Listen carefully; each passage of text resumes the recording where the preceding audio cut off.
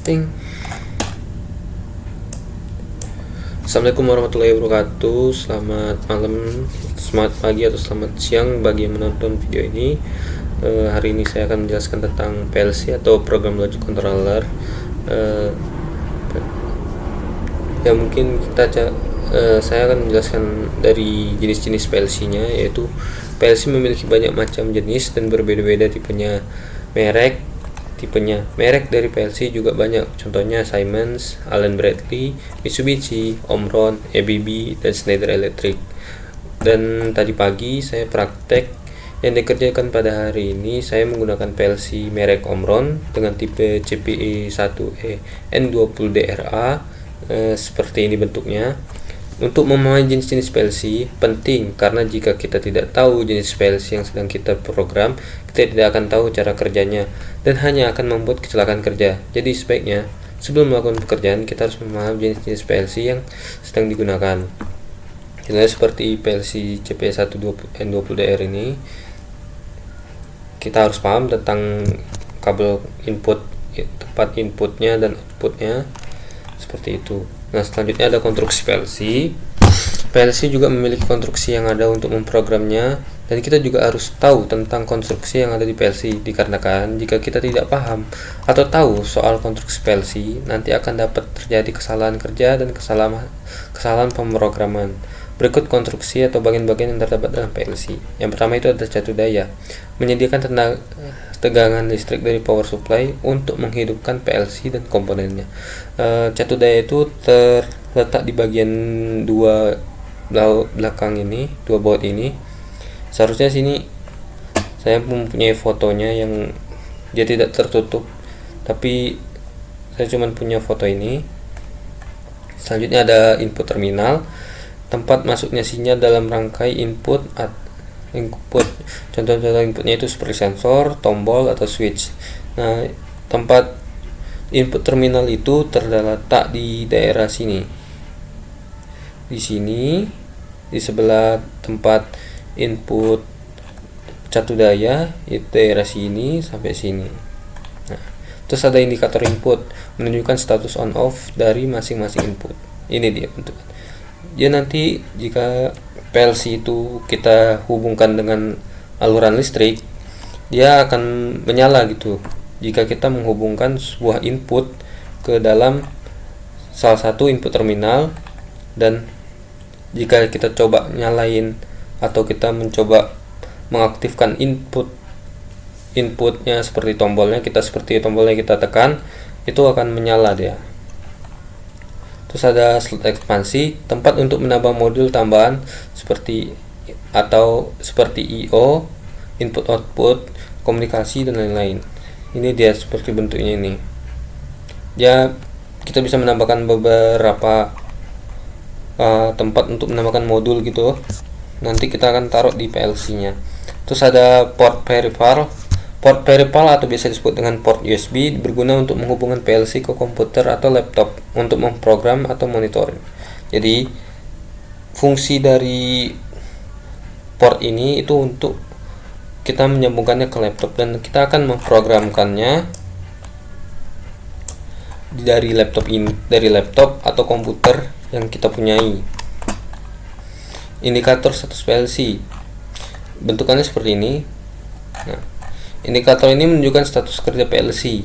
Contohnya seperti power, catu daya PLC aktif, power. Nih contohnya seperti power. Kalau power ini menyala, itu berarti tandanya catu daya PLC aktif. PLC mendapatkan tenaga listrik dengan benar.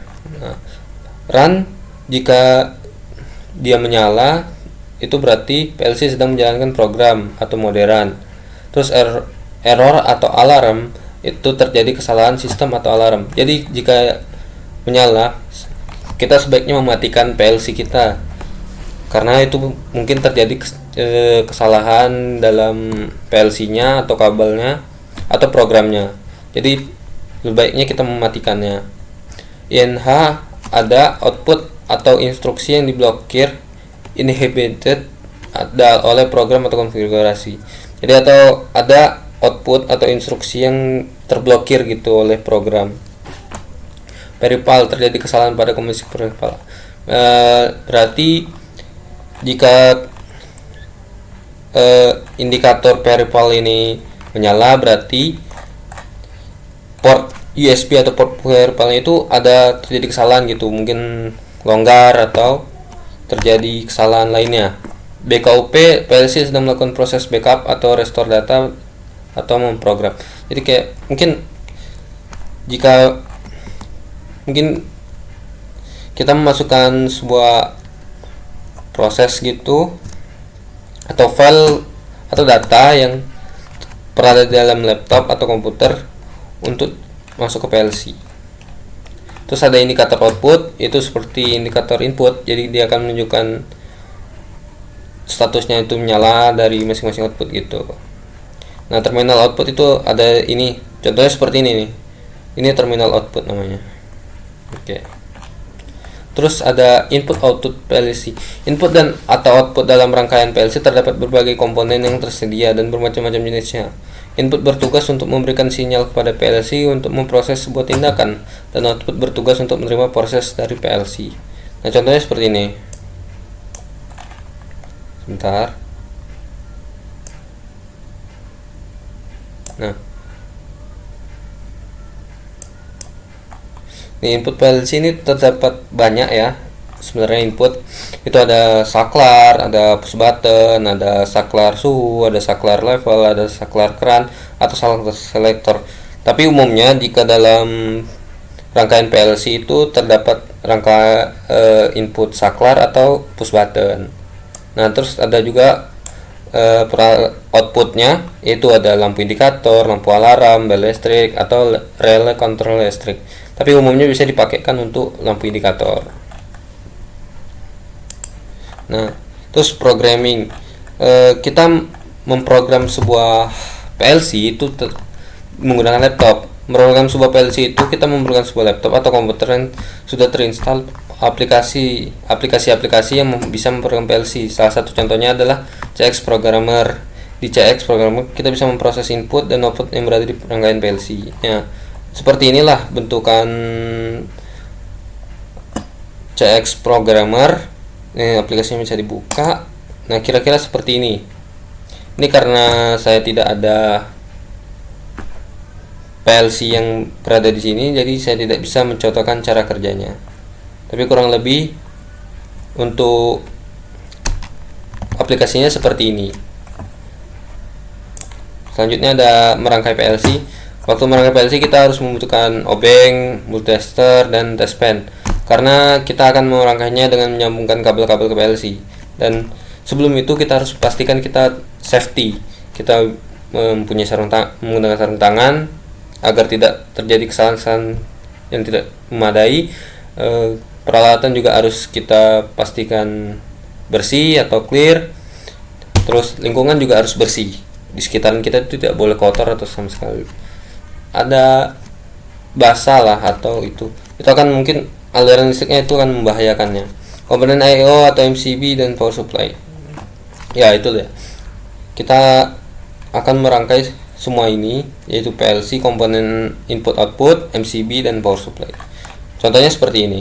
Ini yang saya lakukan tadi sore atau tadi siang. Ini PLC-nya, saya dan kawan saya. Ini ada power supply-nya, kita sambungkan ke sini,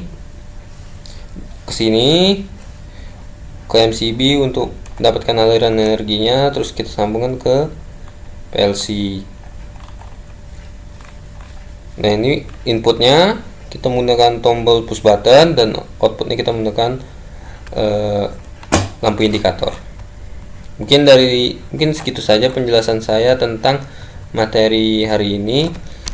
Sekian dari saya. Assalamualaikum warahmatullahi wabarakatuh.